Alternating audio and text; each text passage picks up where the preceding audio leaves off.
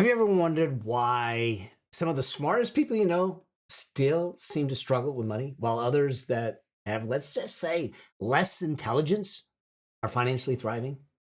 Now, mind you, if you've ever felt frustrated or confused about why being smart hasn't led to financial freedom or the financial freedom that you desire, then this episode's for you.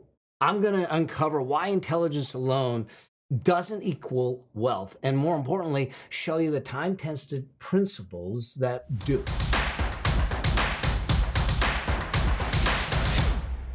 This one's going to be a fun one.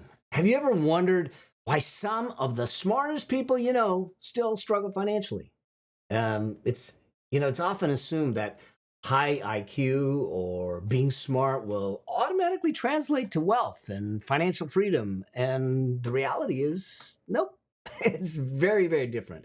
So in this video, in this session, I'm going to break it down for you. Why is intelligence alone not the guarantee of financial success, and what truly drives wealth? And by the end, you'll understand that wealth creation is far more than IQ, okay? And much more about habits and behaviors, all right? So here's the thing. The biggest misconception is to assume that, hey, if you're smart, you have money. You will have money. You will have wealth. But wealth isn't the thing that comes into play, because smarts do not translate into it.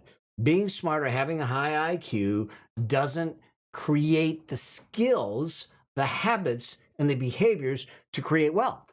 This is something that I think we need to realize, is that just because I know something about a topic doesn't mean that I know something about another topic. If I am smart in health and medical or physical fitness, that kind of thing, doesn't mean that I'm automatically going to be wealthy or good with money, because money management, wealth creation, wealth building, it's a skill set.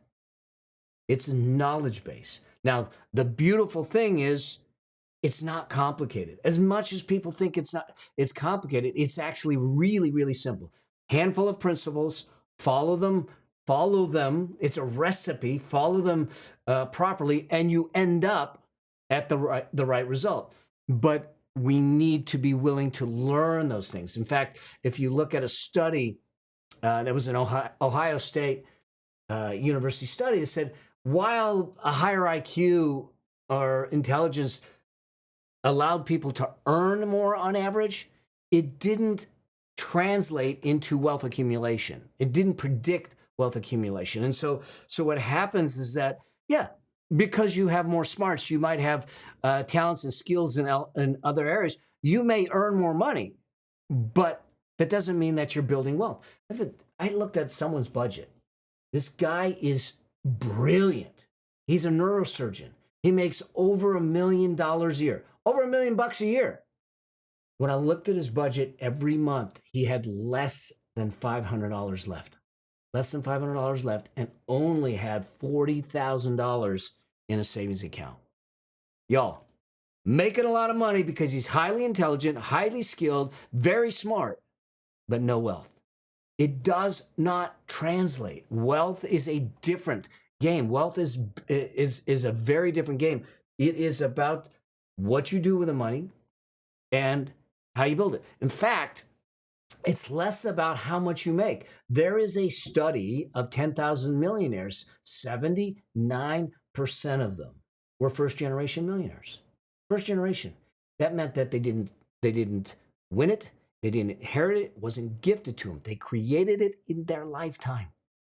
Almost 80%, 8 out of 10. That's good odds. 31% of them never made much more than $100,000.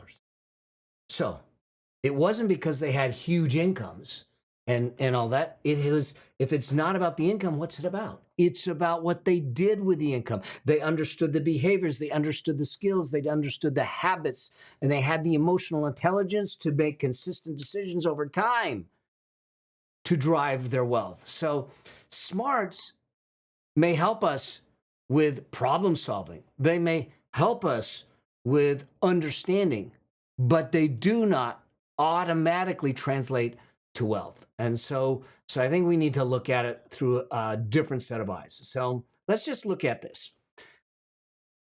When we look at the studies, there's research that shows that 88%, almost 90% of individuals are committed to daily habits like saving, investing, and planning. So those that are doing that, those are the ones that have the highest propensity for wealth creation. They prioritize consistent financial behaviors over intellect. And when you automate it like we tell you to do, so you take the friction out, it's actually easier because you're not having to pull the levers, twist the dials, and push the buttons. It's automatically happening in the background. It's about consistently doing the little things over time that will get you to a place where you build wealth. Warren Buffett, who is arguably the most successful investor, he's a genius investor, but he credits his success more to his habits and his patience and his long-term investing and emotional discipline rather than being smart. He says, I'm just a country bumpkin, but I have patience, I have discipline, I look through the long term, I don't let my emotions get away, and I follow the processes that I know work.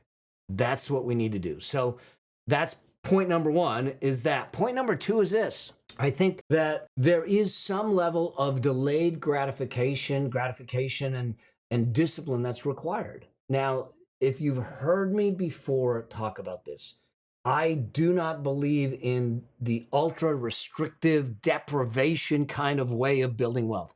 I just don't think that you can sustain it. I don't think that you can stay on that train for very long if I am constantly starving myself and depriving myself of elements of joy. It's not possible to stay that way.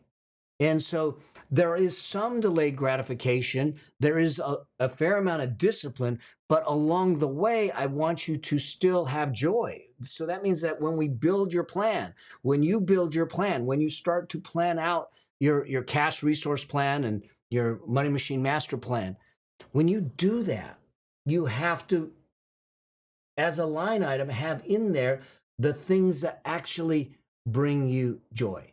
The problem is with some people that have ultra high IQs and smarts, they think they can outsmart the system.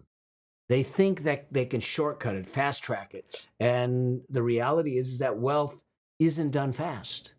Wealth is done slow over time. There's the famous Stanford marshmallow experience with we experiment with the children, where you put one there and say just hang on and you'll get more later, and everything. And I think that it's true in building wealth.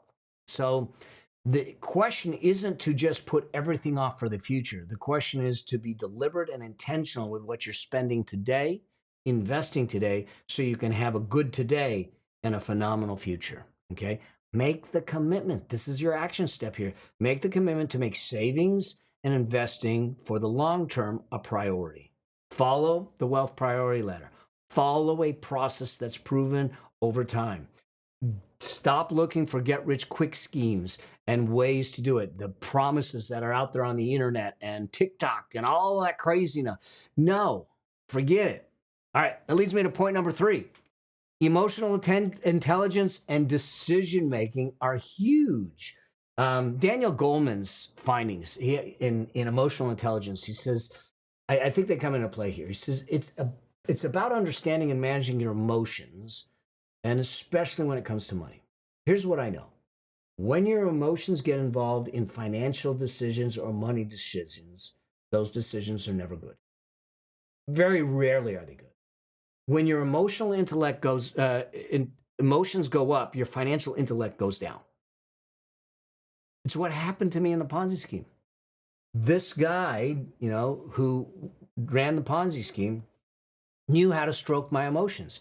The dreams, the aspiration, the consequences, the possibility, all that. So I was making emotional decisions to invest, which got me to disregard my rules, which got me to disregard my criteria, to disregard the voice in my head. and I made a bad decision. I wiped out 1/3 of everything I own. Now my rules, my criteria, which I have in the book and all my trainings, they're dogmatic. And I might leave money on the table, but I have peace of mind. All right. So we want to make sure that we are not making emotionally charged decisions when it comes to money, investing, or anything like that. We want to look at it from a rational standpoint. We want to be calculated. We want to be analyzed, and we want to understand it. We never, ever, ever invest in something we don't understand. And so this becomes really important. That leads me to this next piece, and that is this. You may have intelligence, but if you have the wrong mindset, you'll go astray. This is where I have seen some friends of mine who are highly intelligent, I mean, like off the scale IQs, lose money. And the reason they lost money was because their intelligence made them, their IQ, their smarts, their ability to do things and think fast on their feet made them overconfident. And that overconfidence is dangerous when it comes to money. And when we do that, we make a decision because we think, I'm infallible. And this is why I remember years and years ago that my son was going with his friends to Las Vegas, and he was going to go to the crap table, and they were going to teach him how to play craps. And I said to him, I said, I hope you lose on the first go round. And he said, what? Why would you say that?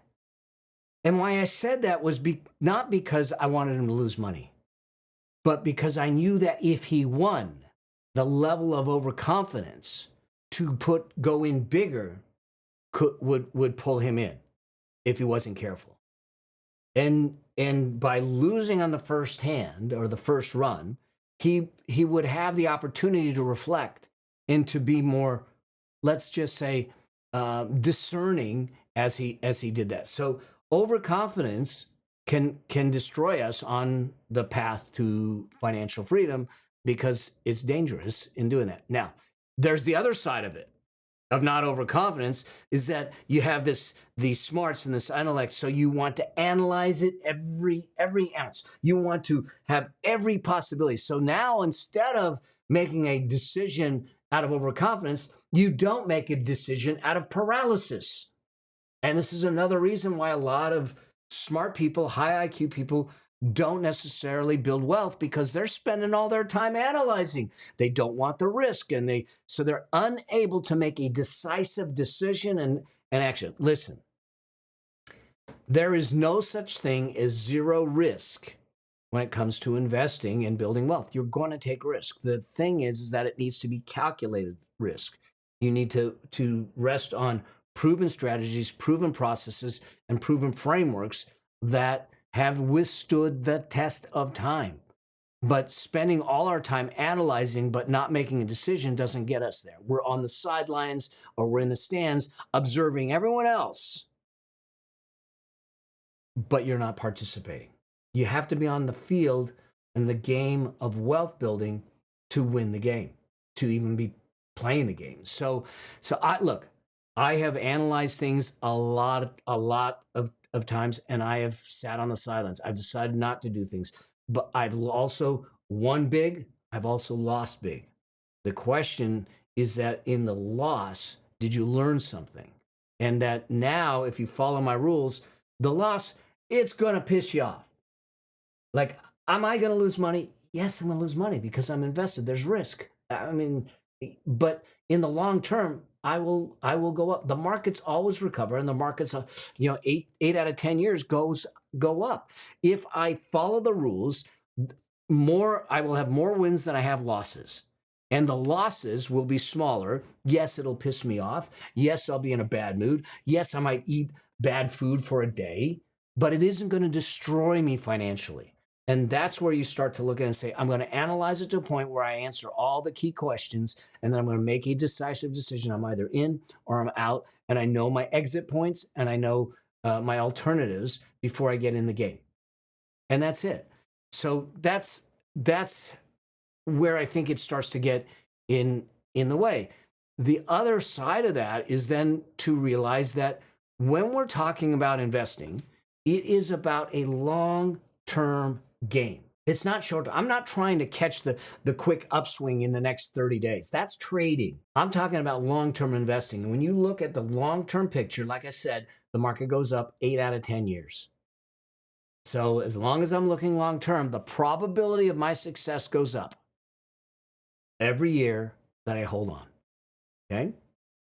So I think that that's where you start to build into this and realize that it's not about smarts, because the actuality is that high IQ and high smarts can get in the way because you have overconfidence, you have overanalyzation, um, you have smarts in an area that don't have anything to do with wealth creation and wealth building. And wealth is about habits, decisions, and behaviors more so than it is about money or even smarts. And the level of smarts you need to build wealth isn't some crazy high 160 and above IQ. They're simple processes, simple frameworks, and simple systems that you can follow that will build wealth over time. They've been proven. Other people have written about it. I've written about it. You follow those and you will win. That's the way the game goes. So that's why people that are smart with high IQs don't necessarily translate to wealth. All right. And that's why I don't care what your IQ is. I don't care what your age, stage, or your circumstances in life are. I care that I help you get in the game to be on the road to financial freedom, that I start to equip you with the tools, the tactics, the knowledge to take control of your financial destiny. Financial freedom is your birthright. It's time to go claim it. It's simple, but it may not be easy. But just because it's not easy doesn't make it impossible. I'm here with you every step of the way. And if I can help you, please let me know. Make sure that you're subscribed. Make sure that you're on this journey with me. And you know what? Be on this journey with a friend. Get them to subscribe and go through this stuff together. All right? All right. As I always say, until I get a chance to see you on the road to financial freedom or out there while I'm speaking, always strive to live a life that outlives you. I hope that you found this of value. I hope that you'll put this in play, and I hope that you'll realize it doesn't matter what your smarts are. It matters what your behaviors are on your path to financial freedom. See you in the next one. Cheers.